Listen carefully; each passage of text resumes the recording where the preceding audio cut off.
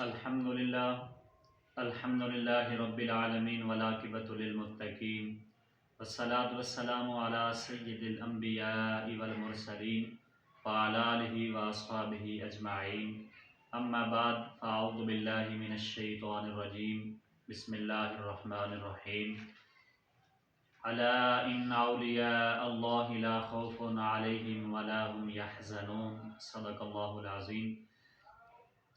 الصلاۃ والسلام علیک یا سیدی یا رسول اللہ وعلی آلک واصحابک یا سیدی یا حبیب اللہ۔ اللہ تبارک و تعالیٰ کی حمد و ثنا کے بعد نبی پاک صلی اللہ علیہ وسلم کی بارگاہ میں درود و سلام پیش کرنے کے بعد میرے نہایت ہی واجب الاحترام معزز دوستوں بزرگوں ساتھیوں السلام علیکم ورحمۃ اللہ وبرکاتہ۔ گرامی قدر حضرات، آج ہمارا جو عنوان ہے وہ اولیاء کرام کی جو ہے وہ شان ہے۔ تو انشاءاللہ العزیز اولیاء اللہ جو ہیں ان کی شان میں ہی چند منٹ گفتگو کروں گا۔ اللہ رب العزت کی بارگاہ میں دعا ہے کہ اللہ تعالیٰ مجھے حق سچ بیان کرنے کی توفیق عطا فرمائے۔ گرامی قدر حضرات، جو آیت مبارکہ پڑھنے کا شرف حاصل کیا، اللہ نے فرمایا الا ان اولیاء اللہ لا خوف علیہم ولا هم یحزنون، فرمایا کہ بے شک خبردار جو اللہ تعالیٰ کے ولی ہیں، لا خوف علیہم، فرمایا ان پر نہ کوئی خوف ہے، ولا هم یحزنون، فرمایا نہ وہ غمگین ہوں گے۔ الذین آمنوا وکانوا یتقون، فرمایا وہ لوگ جو ایمان لائے اور پرہیزگار ہوئے۔ لہم البشری فی الحیات الدنیا وفی الآخرہ، ان کے لیے خوشخبری ہے دنیا میں بھی اور آخرت میں بھی۔ گرامی قدر حضرات، یہ مہینہ سفر المظفر کا مہینہ ہے۔ اس میں اکثر اولیاء کرام کے جو ہے عرس مبارک ہوتے ہیں۔ حضور داتا گنج بخش رحمۃ اللہ علیہ، ان کا بھی عرس اسی مہینے میں ہے، اور پیر میر علی شاہ رحمۃ اللہ علیہ، ان کا بھی عرس اسی مہینے میں ہوتا ہے۔ اعلیٰ حضرت مولانا شاہ احمد رضا خان فاضل بریلوی رحمۃ اللہ علیہ، ان کا عرس بھی اسی مہینے کے اندر ہے۔ حضرت بالحق ملتانی زکریا ملتانی رحمۃ اللہ علیہ، ان کا بھی عرس اسی مہینے کے اندر ہوتا ہے۔ حضرت مجدد الافسانی شیر محمد، حضرت مجدد الافسانی شیخ احمد سرہندی رحمۃ اللہ علیہ، ان کا عرس بھی اسی مہینے کے اندر جو ہوتا ہے۔ تو بہت سارے بزرگان دین ایسے ہیں جن کا عرس جو ہے اسی مہینے میں ہوتا ہے۔ تو دوسرے لفاظوں میں اگر میں یہ کہوں تو یہ عرسوں کا جو ہے وہ مہینہ ہے، تو تب بھی ٹھیک ہے۔ اہل سنت و جماعت جن کو اولیاء کرام سے محبت ہے، جن کا عقیدہ جنتی عقیدہ ہے، وہ اس مہینے میں اولیاء کرام کو نذرانہ عقیدت جو ہے وہ پیش کرتے ہیں۔ ہم ولیوں کا ذکر کیسے نہ کریں؟ ولیوں کے صدقے ہمیں جو ہے وہ صداقت ملی ہے، ولیوں کے صدقے ہمیں جو ہے وہ جنت ملی ہے، ولیوں کے صدقے ہمیں سیدھا راستہ ملا ہے، اور ولیوں کے صدقے ہمیں رضائے خدا اور رضائے مصطفیٰ ملی ہے۔ تو ہم تک جنہوں نے دین پہنچایا وہ اللہ تعالیٰ کے ولی ہیں، اللہ تعالیٰ کے اولیاء کرام ہیں۔ حضرات، گرامی قدر حضرات، جہاں دنیا کے اندر اصل چیز موجود ہوتی ہے، اس کے ساتھ ساتھ جو ہے وہ دو نمبر بھی ہوتی ہے۔ تو آج دنیا کے اندر جہاں پر ہمارے بزرگان دین، اسلاف، اولیاء کرام، صوفیاء کرام موجود ہیں، ان کے ساتھ ان کے مقابلہ میں جو ہے وہ دو نمبر بناوٹی لوگ جو ہیں وہ بھی اپنے آپ کو جو ہے وہ پیر کہتے ہیں، اپنے آپ کو ولی کہتے ہیں۔ تو یہاں تک کہ لوگوں نے ولایت کے اندر بھی جو ہے وہ بناوٹ ڈال دی ہے۔ کسی کو ولایت کی اطاعت کا پتہ بھی نہیں ہے، لیکن اس کے باوجود بھی کہتے ہیں کہ ہم جو ہے وہ ولی ہیں۔ الغرض حضور صلی اللہ علیہ وآلہ وسلم کے بعد کوئی نبی نہیں آ سکتا، تو لوگوں نے نبوت کے اندر بھی یہ دعویٰ کیا کہ ہم جو ہیں وہ نبی ہیں۔ تو ولایت کا سلسلہ جاری رہنا ہے، اور یہ اللہ تعالیٰ کے فضل و کرم سے جو ہے وہ قیامت تک جاری و ساری ہے۔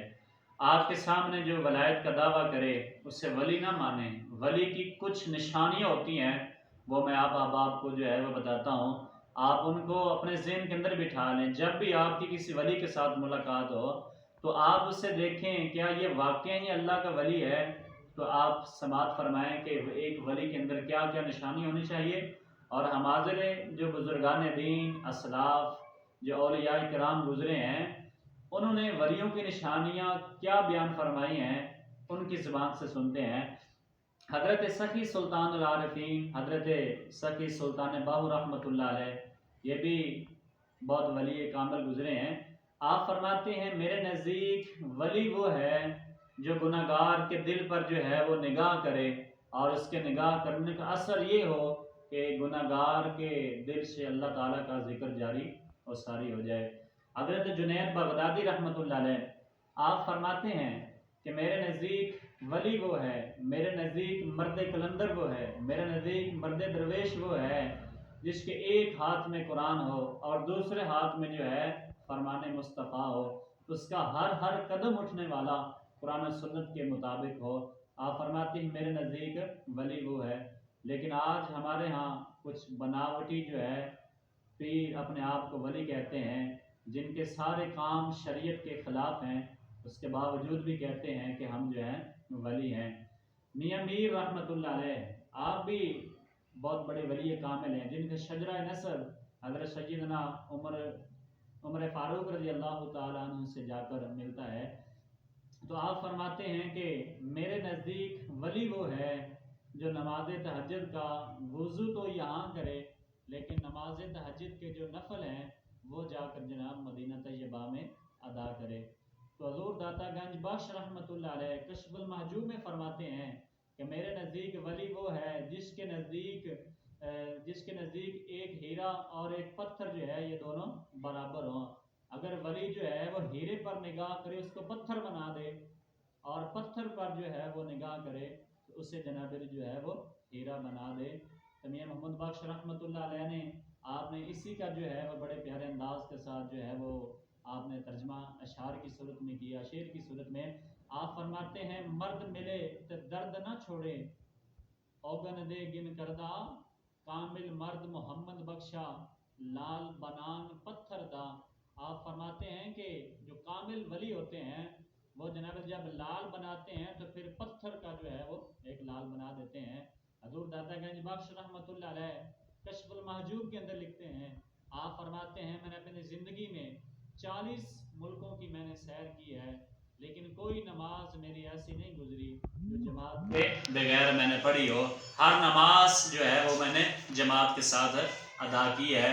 لیکن آج ہمارے معاشرے کے اندر جو اپنے آپ کو ولی کہتے ہیں، نماز ایک نہیں پڑھتے، قرآن پڑھتے نہیں، قرآن پڑھنا آتا نہیں ہے، لیکن اپنے آپ کو جو ہے وہ ولی کہتے ہیں۔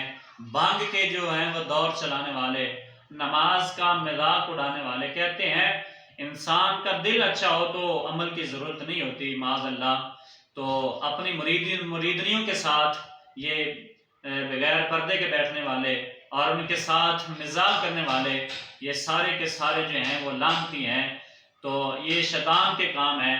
ولی سے محبت، عقیدت اور صداقت کی نشانی یہ ہے، پہلی امتوں میں جو کام اللہ تعالیٰ کے انبیاء کرتے تھے، حضور صلی اللہ علیہ وآلہ وسلم کی امت میں، نبی پاک صلی اللہ علیہ وآلہ وسلم کی امت میں اللہ تعالیٰ کے جو ولی ہیں وہ کام کرتے ہیں۔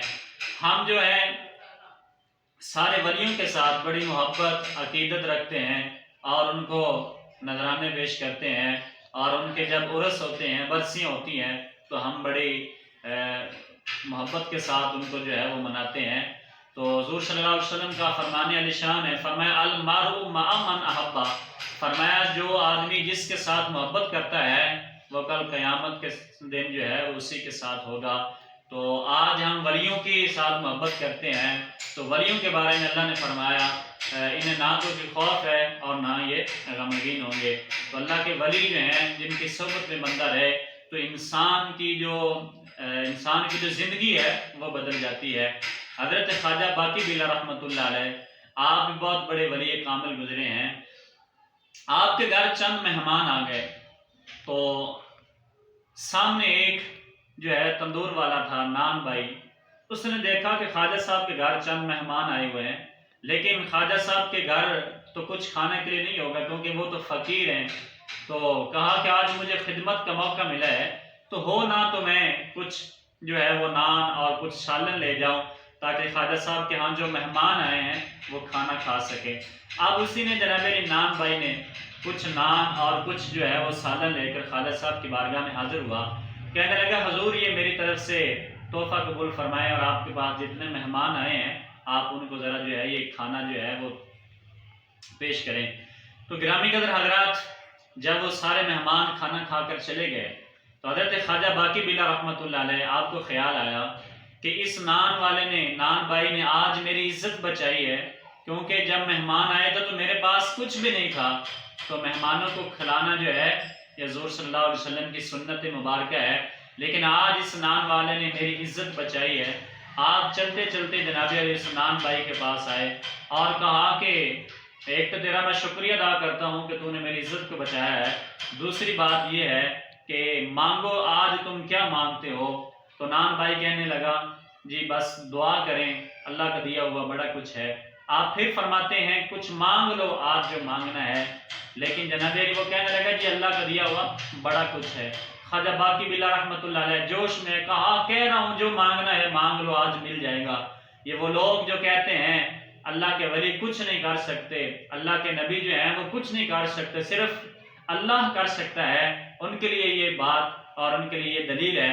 حضرت خواجہ باقی بلا رحمۃ اللہ علیہ آپ نے جب ان سے فرمایا نا کہ مانگو کیا مانگتے ہو، تو وہ کہنے لگا اگر کچھ دینا ہی ہے تو مجھے خواجہ باقی بلا ہی کیوں نہ بنا دیا جائے۔